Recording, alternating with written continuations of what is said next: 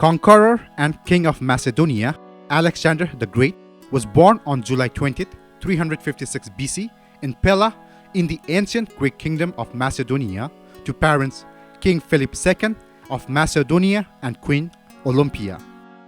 His mother, Olympia, was the descendant from the Greek hero of the Trojan War, Achilles.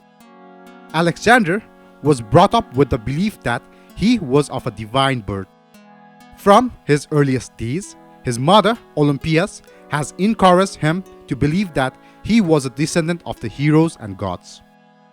Growing up, Alexander hardly ever saw his father, who spent most of his time engaged in military campaign and extramarital affairs. In 343 BC, King Philip II hired the philosopher Aristotle to tutor Alexander. From age 13 to 16, he was taught by Aristotle, who inspired him with an interest in philosophy, medicine, and scientific investigation. Alexander completed his education at Mysia in 340 BC. His education infused him with a love of knowledge, logic, philosophy, music, and culture. Alexander watched his father campaign nearly every year and win victory after victory. His father, Philip, remodeled the Macedonian army from unorganized warriors into a professional organization. His father, Philip, suffered serious wounds in the battle, such as the loss of an eye, a broken shoulder, and a crippled leg. But his father, King Philip, just kept on fighting, something Alexander would do as a commander.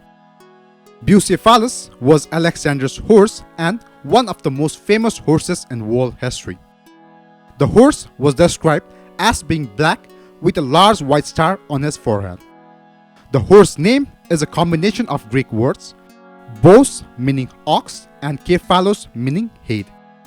The horse Bucephalus was given as a gift to Alexander's father, King Philip II. The horse proved to be too vicious and unmanageable and would not allow anyone to mount him. Alexander, just a boy at that time, undertook the challenge to tame the horse, much to the amusement of the older men around him. Alexander, however, had noticed that the horse was afraid of its shadow and gently turned its head towards the sun and was able to mount him and attach the bridle. King Philip II was so impressed and declared that Alexander would secure himself a larger kingdom as Macedonia was too small for him. When Alexander was only 16 years old, his father left on a campaign against the great city of Byzantium, leaving his teenage son in charge of Macedonia. While King Philip was away, a tribe of Thracians to the north called the Mede rebelled against Macedonian control. Alexander wasted no time in gathering the soldiers left under his command and marching against the rebels. He succeeded in crushing the revolt, drove the Medians out of their chief city, and recolonized it with Greeks. In 338 BC, Alexander aided his father in defeating the Athenian and Theban armies at Chaeronea. Once King Philip II had succeeded in his campaign to unite all Greek states, only excluding Sparta, the alliance between father and son soon disintegrated. King Philip married Cleopatra Eurydice, niece of General Attalus, and ousted Alexander's mother, Olympia. Alexander and his mother, Olympia, were forced to flee Macedonia and stay with Olympia's family in Epirus. Shortly afterward, father and son were reconciled and Alexander returned, but his position as heir was jeopardized. His father, King Philip II, was assassinated in October 336 BC while he was attending his daughter's marriage ceremony. King Philip II was stabbed by one of his bodyguards who died himself while escaping. After his father's death, Alexander, then 19, was determined to seize the throne by any means necessary. He quickly garnered the support of Macedonian army, including the general and troops he had fought with at Chaeronea. Alexander, acclaimed by the army, succeeded without any opposition. Alexander the Great became ruler of Macedonia in 336 BC. Alexander was wary of those around him. To feel secure in his reign, Alexander eliminated all potential rivals to the throne, including his cousin and two lesser Macedonian princes, to name only a few. As a freshly minted king, Alexander immediately went on to crush Greek rebellions, marking the start of a dominating regime. There were many rebellions inside the Greece, but Alexander suppressed the protests. Thebes, a Greek city, had forced out the Macedonian troops that were garrisoned there. Fearing a revolt among the other city-states, Alexander leapt into action, marching his massive army consisting of 3,000 cavalry and 30,000 infantry. Alexander and his force arrived in Thebes so quickly that the city-state didn't have a chance to pull together allies for its defense. 3 days after his arrival, Alexander led the massacre of Thebes. 6,000 were killed and all survivors sold into slavery. It was Alexander's hope that the destruction of Thebes would serve as a warning to city-states contemplating to revolt. His intimidation tactic proved effective. The other Greek city-states, including Athens, chose to place their alliance to Macedonian Empire. Alexander first conquered Thracian Tribalians, modern-day southern Serbia, in 335 BC. With Greece and the Balkans pacified, he was ready to launch a campaign against the Persian Empire, a campaign his father had planned, but as a fate would have it, he would be the one to lead. In 334 BC, Alexander embarked on his Asiatic expedition, arriving in Troy that spring. Alexander knew he needed the wealth of Persia if he was to maintain their army. Although the Persian army outnumbered his own, it was less disciplined and poorly led. The Persian king Darius III was already losing control over parts of his empire. Alexander then faced Persian king Darius III's army near the Granchius River in modern-day Western Turkey. Alexander wins a battle of Granius River against Darius III of Persia. Alexander defeated a force of 20,000 Persian horsemen and an equal number of foot soldiers. He then advanced down the coast of West Turkey, taking cities and trying to deprive the Persian navy of bases. In 333 BC, he wins battle at Issus, modern-day Syria, against King Darius of Persia. Although Alexander's army was outnumbered, he used his flair for military strategy to create formation that defeated the Persians against and caused Persian king Darius to flee. Alexander had the ability to motivate his army to do what seemed to be impossible. In the November of 333 BC, Alexander declared himself the king of Persia after capturing Darius and making him a fugitive. His ability to dream, plan, and strategize on a large scale allowed him to win many battles even when he was outnumbered. When Alexander the Great was in Gordium, now Turkey, in 333 BC, he undid the Gordian Knot. Multiple ancient sources agree that Alexander, already a king, did in fact encounter the challenge of the famous Gordian Knot. It was during a campaign through Turkey that Alexander came across a knot, which was reportedly tied to the yoke of the wagon of the king Midas' father, Gordius. An oracle stated that whoever was able to undo the knot would become the ruler of Asia. After struggling with it for a time and finding no success, he stepped back from a mass of garnered ropes and proclaimed, "It makes no difference how they were loosened." He then drew his sword and sliced the knot into half with a single stroke. The young king was immediately hailed as having outsmarted the ancient puzzle. That same night, Gordium was rocked by a thunder and lightning storm, which Alexander and his men took as a sign that he had pleased the gods. It is historically accepted that Alexander the Great caught the Gordian Knot, and whether through fate or coincidence, did indeed partially fulfill the prophecy by reaching India. In 332 BC, he attacks Gaza. Alexander conquers Egypt, where he founds the city of Alexandria. Alexander the Great visits the oracle of Ammon at Libya and is declared master of the universe. In 332 BC, he laid siege to Tyre, a heavily fortified city in modern-day Lebanon. He took the unconquerable city after a siege of just over 6 months. In 331 BC, he wins Battle of Gaugamela against Persian king Darius in the northern Iraq. Alexander calls himself as a king of Asia. Persian king Darius was captured by his own troops and killed. Alexander was saddened when he found his dead body. He respected Darius as the head of the mighty Persian Empire, though Alexander regarded himself as a higher authority because he believed his power came from the gods.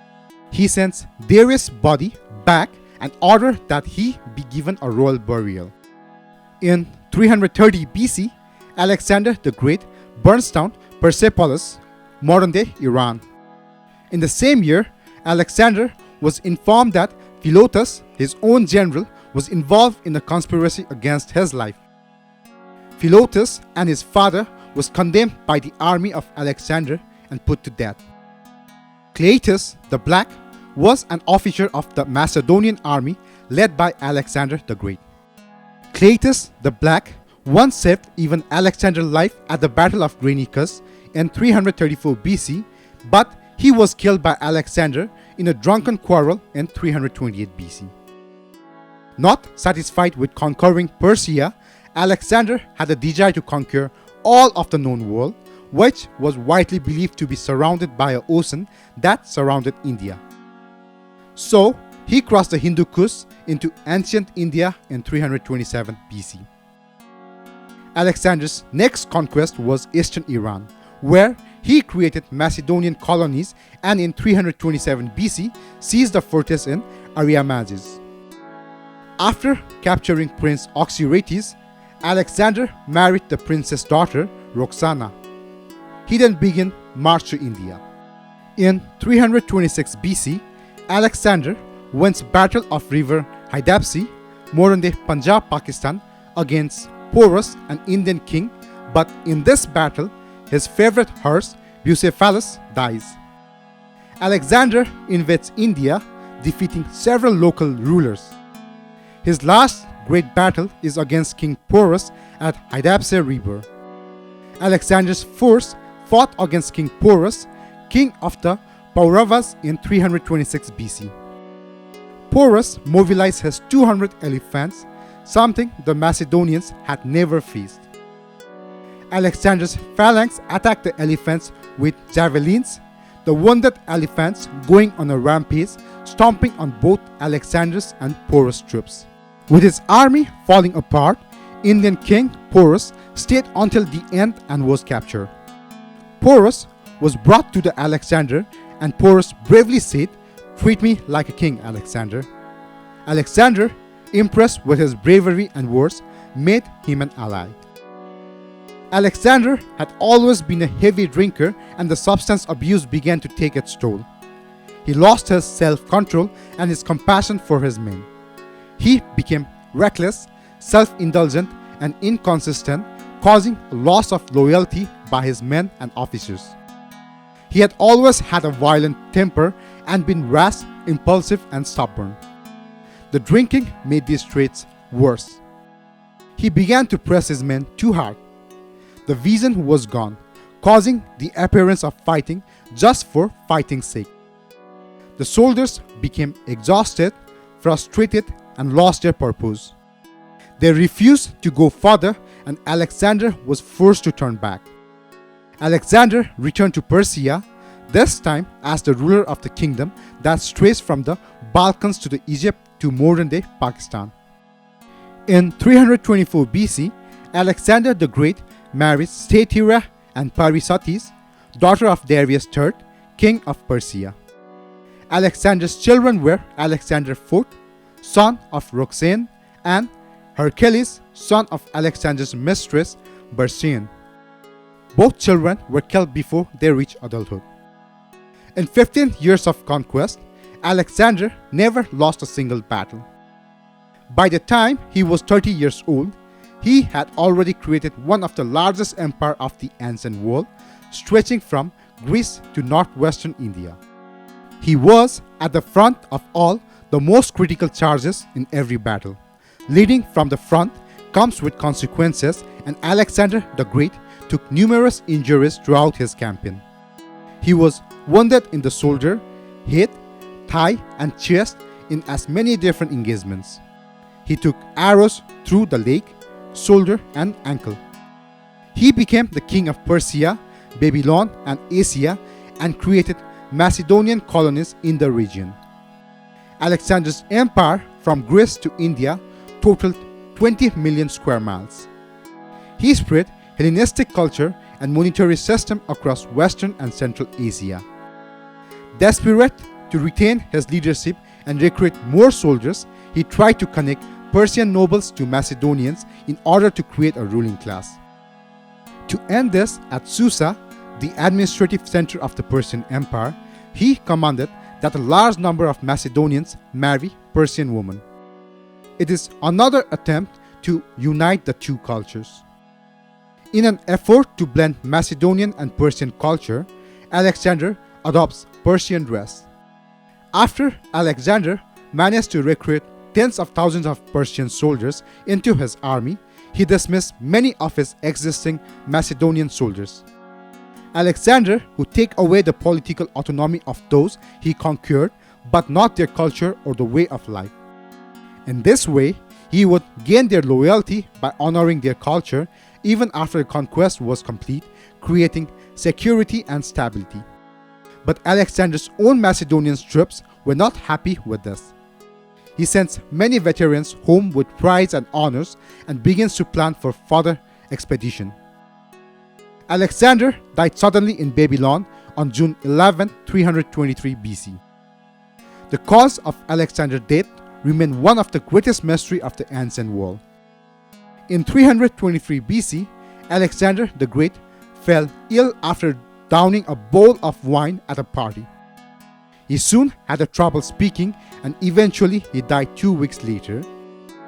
Some historians believe that he died of environmental causes such as malaria, lung infection, or typhoid fever. Due to the historical records of Alexander's heavy drinking, there are also historians who suspect that he died of liver failure.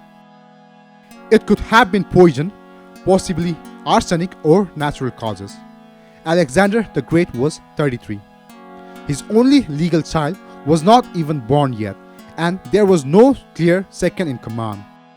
His last words, when one of his men asked to whom he left the kingdom, are said to have been to the strongest. He has not named a successor, and his empire rapidly splits into varying factions. Alexander's close relationship with so many of his commanders left every one of them convinced that they were worthy of the throne, and the subsequent wars for power and territory lasted over 40 years and split Alexander's great kingdom apart. Eventually, several of his former generals established their own kingdoms. His empire collapsed into civil war after his death. After his death, Alexander's body was preserved in a vat full of honey.